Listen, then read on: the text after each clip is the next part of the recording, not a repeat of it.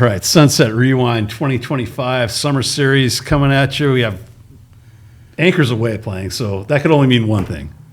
Harbor's in the house. Harbor's in the house. Head coach Matt Burns, thank you so much for being here today. The Sailor Nation is going to love this. How's it going, Coach? It's going good. Great. It's summertime right now, getting ready for the season coming up. I'm excited. More importantly, are you getting some surfing in still in between practices and whatnot? I actually haven't. I just got back from Park City, Utah. I did a little fishing out there and, spent some time with my daughter. And so it was a nice little time away, kind of shut everything off, phones off, everything off, and just enjoyed myself. Get off the grid a little bit. Exactly. Before the grind. Before the grind. So you're a Harbor guy. You were born in Iowa, I think you said? Yes. And then when you came out here round one? Yeah, no. So I actually, when I was one, my parents got divorced. So we left Iowa, and my mom took me to Colorado for a couple of years, and then we ended up moving out here when I was like 6 or 7. So you've been here. Yeah, all through grade school. And you're a graduate of Harbor, I believe, 94, you said? 1994. Correct. So we were at your banquet a year or so ago, and you gave that speech. And I remember I didn't go to Newport Harbor, but we're sitting there watching. I'm listening to you talk about the tradition and the blue line or long gray line. Long gray line, sorry. And I'm sitting there and I'm like, dang, I didn't even go to this high school. I'm getting fired up listening to your speech. I'm like, that's awesome. How important is it, being an alumni, to carry on that tradition and all the values that you yourself played under Coach Brinkley, and now you've taken over the helm, so to speak. So yeah. How important is all that tradition to the Sailor Nation? It's a special thing. It's a special program. That's something I tell the kids every day, that the program's theirs. It's not me. It's not Coach Brinkley. The program's the program, and the tradition is real. And the tradition is, everybody, committing themselves to something bigger than themselves, and believing in that. And a lot of the times, and what I tell them as well is, you don't realize it now. You're going to realize it later. But it truly means something, and it will matter later on. And that's another key term I always say. It matters. Everything matters. And so all the little things matter. And I'm sure all the guys you played with when you were in high school, they're probably all so stoked that you're the head guy now. And I'm sure they're calling you all the time. It's pretty cool now. I'm starting. A lot of the guys are still local. And that's part of the, talking about the long gray line is, I'm still hanging out with 10 of my buddies that I played football with. It's just so special, and like that camaraderie you can't get anywhere else. I don't think there's another sport that ties in like football. It's the ultimate team sport, the ultimate team battle, so to speak. But yeah, so all my buddies and their kids are now coming through, so it's pretty exciting to be able to coach them and be a part of that and give that back to them, and even just all the young sailors that are coming through anyway, to give them that tradition that means something so much to so many people. And so you're a teacher on the campus as well, right? Correct. What do you teach? I teach physiology. Okay. How did you come across that major? Was that just a personal? I was a bio major, and so I knew I had Bob Haley, who was a great track coach for years at Newport, and he was my favorite teacher. Made me love science, love biology, and so I kind of just wanted to go that way. And I did want to be a pilot when I was first going into school, and then I was like, I think I want to either coach or be a pilot. I wasn't really sure, and so I got a bio degree, which was really hard. And then I was like, maybe should I be a doctor and make more money? And then I was like, didn't really want to. You don't get summers off for the school hours. So. That was a big thing. I get it. Retirement. I talked to a couple of my buddies. Terry Lorenzen was a wrestling coach and a football coach over at Edison, and I taught him. His son is my best friend, and he kind of gave me the running down of like what retirement is for a teacher, and I was like, I love that. Sounds fantastic.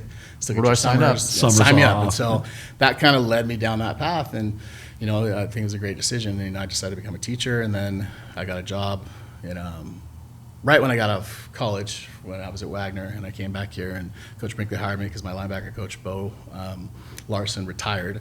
So I got lucky, and I just slid right into his varsity linebacker spot, and I've been there ever since. So, well, that's amazing. I mean, that's funny how things work. Well, where is Wagner, by the way? Wagner is in New York? It is. Okay. What borough? Oh, it's in one of the boroughs. Yeah, there we go. It Queens. is. Brooklyn, Bronx, Staten Island. Staten Island. Okay. There you go. I got three of those boroughs. Yeah. So I want Queens and Manhattan. Right. So it's called Sunset Rewind because we covered all the teams that were once in the Sunset League. Right. That's no longer a thing. What are your thoughts on the new league? Do you like it? Would you change anything? How do you stand on it? The Or where do you principle, stand? I like the principle of it. It's a good idea, trying to get that competitive equity to a certain extent. Mm-hmm. However, I don't like that they went away from the Sunset League. Like the Sunset League it's an amazing. Yeah. All the leagues themselves were like the South Coast, Sunset. Everyone had their little niche. I love the fact, even though Edison always throttled us. I loved playing them. You're playing the best. You want to play the best. Coach Grady does a great job. Well, that last year you had them late. That was a winnable game. They said that they blocked that field goal, but we shanked it, and then we missed a field goal before that too, and so it was close. And wasn't that the one where the receiver was out of bounds? Clearly, they called him in. I mean, there's a couple ticky-tack things, but that's football. What can you do? So, but yeah, as far as the Sunset League goes, I kind of wish we were still in it. I really enjoyed that. The camaraderie of that, and just again having that tradition. Like there's something special about being in the Sunset League, and the coaches in the Bravo League are great. It's been fun kind of figuring that out a little bit, but you're traveling everywhere. Like the Sunset League was, okay, we're going to Huntington, we're going to Edison. It's all pretty localized. When your road game's 5 miles away. Tesoro, now we're at San Juan Hills, and now, we're going to go to Elmo this year, and, it's just different. So besides league realignment, the other big story in high school football now is the whole transfer thing. Yeah. What kind of effect do you think that's had on the high school football game? I think it's pretty sad for the sport, to be honest. And you're seeing that trickle down from all the way at the top. It's turning into somewhat of a business, which I don't like. And parents are shopping their kids around. Which just go to your local high school. Just go play for your boys and the kids you grew up with. Because it's going to work out. If you're a scholarship player, you're going to get recognized. I tell kids that it's like, with this day and age, 30 years ago it's different. Like we didn't have the film we had now. Like this day and age, you're going to get seen by anyone. Yeah, huddles everywhere. Films everywhere. So much. So many things are tweeted, and you can see anyone anywhere. And so if you we had a couple transfers years back in the mid, 2010s that left us to get more exposure, and it didn't work out for them to a certain extent. They went because they wanted to be at a more elite school that would get more exposure. And did it help them? No. It doesn't matter where you start, it's where you finish, and they'll find you. Well, that's that old adage. If you're good, they'll find you. Correct. Yeah. Well, speaking of new changes, the whole college world's kind of been flipped upside down with the whole NIL thing. Mm-hmm. They just settled with the NCAA that now the college athletes can get paid. Mm-hmm. Do you see that trickling down to the high school level at some point? I really hope not. Right. That would really be a disservice to, youth sports and just the whole idea of buying into a program and a tradition and, things that have principle. I've been talking to a lot of the coaches that come through. It's one of the good questions I always ask them, like, how is this affecting you? And, New Heisel was here from UCLA, and he was saying how, they're starting spring ball, and, one day they had 4 quarterbacks. Next day, 1. He's like, we didn't even know how to practice. We didn't have enough quarterbacks to practice. So, reps got decreased. Everything changed in their whole practice plan. Just like that. And that was a day. Wow. And it was just, it's crazy how they can just have individuals, student athletes, just it just upends the continuity. It upends the coach's ability to develop players. Yeah. I mean, it just really almost makes it a hired gun thing. Yeah. It's just a whole different mindset. Yeah. And as a fan, I hate it. And I hope they figure something out, because forget you don't know what you're getting year to year. You don't know what you're getting week to week. There needs to be some kind of governing rule, kind of like when, your eligibility. Like, you should, if you're going to transfer, you get this little window to transfer, and then after that, you're locked in. Well, Mo had a great idea. You brought this up a while ago. You said, hey, transfer portal in college, you can transfer once, and when you declare, you've got a week to decide. Yeah, that's not bad. That was the theory Mo came up with. I think that's really good. That's fair. So how about 2025, where the Sailors team look like this year? I mean, we know you got some studs coming back, Jake Muir and the Jagger Danoons of the world. Talk about some other guys that you think are going to make key contributions this year. Let's see. Our whole offensive line, from top to bottom, we're returning 4 of the 5. I think that's going to be our strong point. Massive. It is. Chris Foster's going to anchor that at center. He broke his hand early on last year, and so we didn't have him until I think it was week 5. So that kind of hurt us a little bit last year.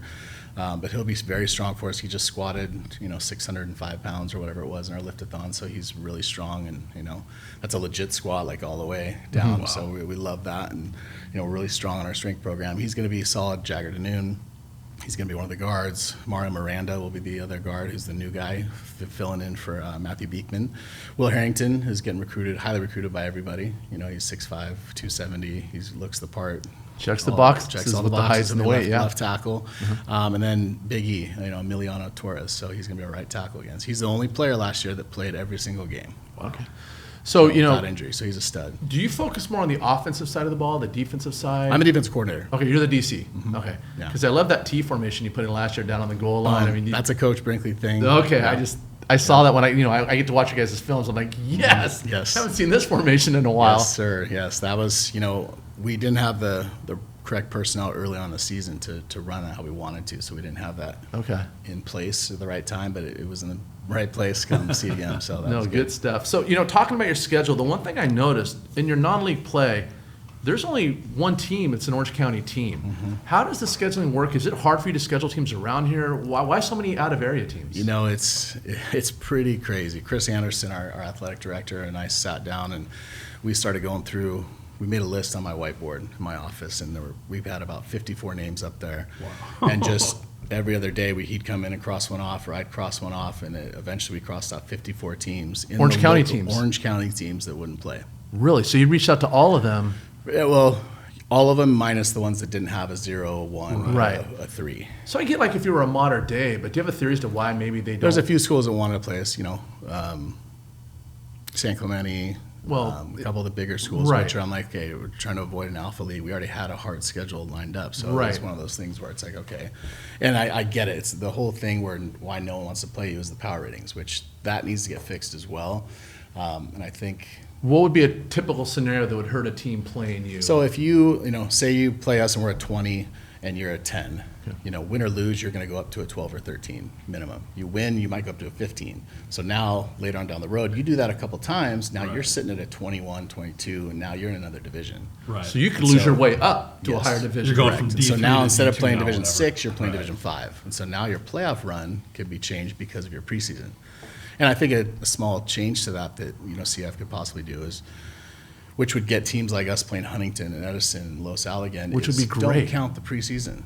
Look at your league, and then just let teams play their first 5 games. Because even Edison, they're looking for a game this year, week 7, because of how the league, nobody can play them week 7 because of they're a 14. Them, Los Right. Al, San Clemente, Michigan. Nobody wants to play them A. Right. B, they only have 4 teams in that league, so by week 6 and 7, everybody's already in league play anyway. They're in a Not real only- tough gig. Most schools are only having to schedule 5 non-league games. They got Right. to schedule 7. Do you think they'll change the Alpha League? It is changing. So it is. next year, there's going to be 2 are going to move up. So I'm Okay. assuming it'll be Yorba and San Juan Hills, Hills. yep. So Okay. then they'll be that new alpha.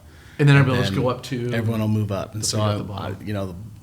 talking with some of my coaches and our AD and stuff, I think La Habra will probably move up, but Tustin will probably move up. Right. So you lose 2 ringers in gate 2, which is fine. Which but is I'm happy with. Yeah. It's just, again, like I said, trying to keep it balanced and right. I don't know if there is a right or wrong way to do it. It's just kind of going to always be what it is. If you want to play the best teams, you're going to end up being.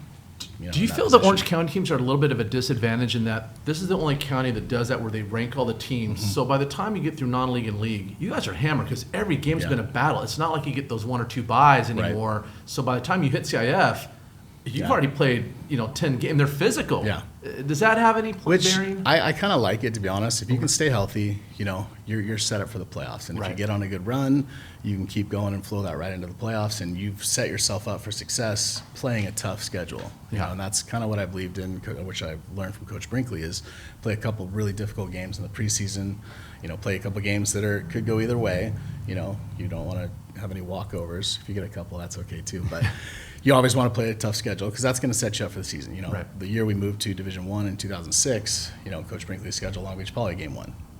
It's like, well, if we're going to be in D1, we better, start playing teams that are at that level. So that's when you won CIF and D6, and then that's quite a leap. Yeah, we went from D6 to Division I in 2006. Did they explain why or how? No, or they just Here you go. CIF just decided to move us up, and we were us and Compton were the 2 of the smallest schools in the division. So even with all the changes in the releaguing, we still have the best rivalry game in Orange County, maybe all of Southern California, the Battle of the Bay, Yep. which is being I moved. say the U.S. You know what? I'm not going to. Yeah, I find that hard to argue with. Yeah. It is a special, beautiful. I mean, it is just an amazing game. Last year, we've been to the last couple, but last year in particular, that was just unbelievable. It was a good game. That atmosphere. So, how are your feelings about it being moved to OCC this year? Well, that's been the talk, and I'm I'm a little upset, to be honest, that we're moving it. 'Cause last year, CDM got the way the schedule played out. We play them week 7. Last year CDM we were here, which is technically a home game for both of us. In my opinion, they still get their field house, so it's it's a home game for them. And then they had 3 home games in a row, so they had the last 4 home. Well, I was excited for this year to have the same thing. So we'd be home for CDM, but we're away. Right. And then so they're the quote unquote home team this year. Correct. So gotcha. And so I don't care. We'll go to OCC. And the other thing is, Taryn, it's on a Saturday, right? I don't like that it's on a Saturday. Okay, That's the only problem. So I haven't had a chance to talk to Kevin yet. Is that a fixable thing, or is it a done deal as far as the Saturday? Well, as far as I know, it hasn't been approved yet. But does that have to do with the holiday? Because I remember last year CDM got kicked out of OCC for a number of problems. Unruly years behavior. back. So they literally got banned. And so, Okay. Whatever. I don't know all the details, so I don't want to speak to Right. any problems there. But it is what it is. I just don't like that it's on a Saturday because it doesn't allow us to prep for San Juan Hills Right. next week.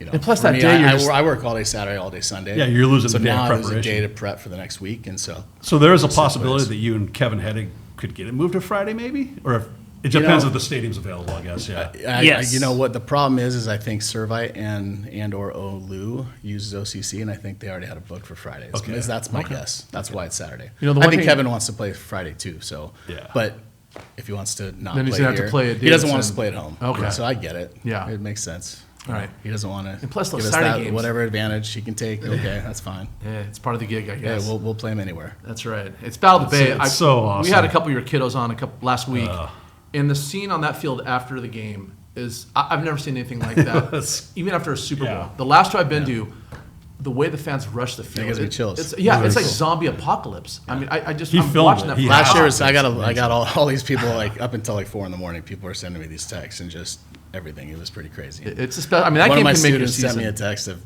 I ran into the crowd and I'm glad he got on video. Yeah, It's like pretty- it's Mo pretty said nuts. before, if you haven't been to that game, go to it. Even if you know nothing about either school, if you just want to see good football, just go to that game. It's an event. It really is. You know what?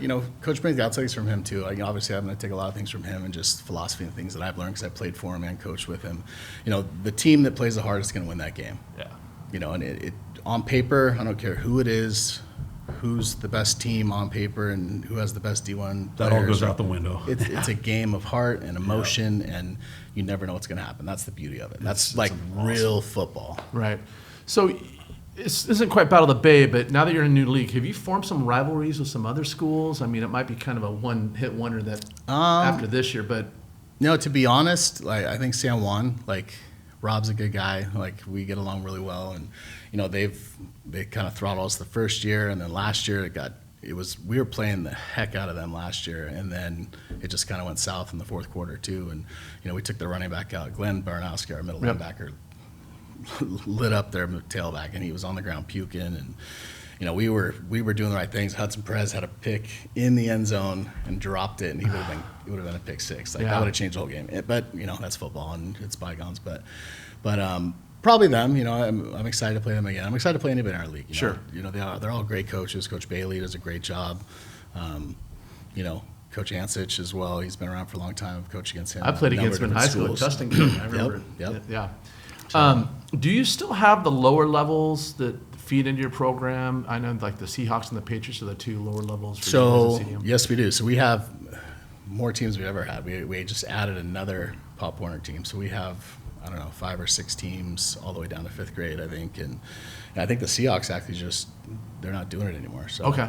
So that's kind of a new thing this year, I guess. They're not getting the athletes, and so I think some of the athletes are coming over now to play with us or to play on the Patriots team. So Yeah. So yeah, the lower levels is coming through. So that's been great. That's Good awesome. feeder. Yeah, We've needed helps. that for years. We needed that, since I was there. One thing I wanted to ask you about is if people want to watch you on TV, they can't make the game, they can go to TAR TV. TAR TV, yep. But there is John a Hoist does a great job. Say on that again? John Hoist, he Yeah. does a great job with TAR TV. He's the production teacher, right? Yes. Because I worked with him when you guys hosted the All-Star game, and he was really Okay. easy to work with and kind of Yeah. helped us call that game. He saves the day all the time. Right? John. Yep.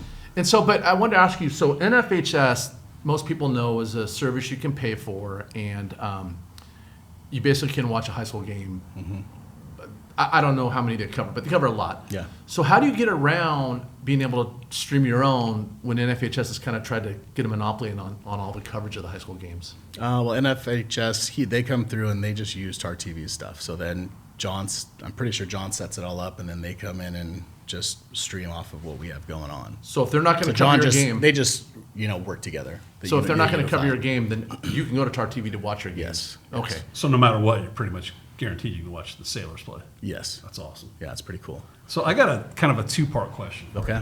Since you're a lifer at Newport Harbor. Question one, what is your favorite memory as a player at Newport Harbor? Question two, what's your favorite memory as a coach in Newport Harbor? Wow, that's covering a lot of years.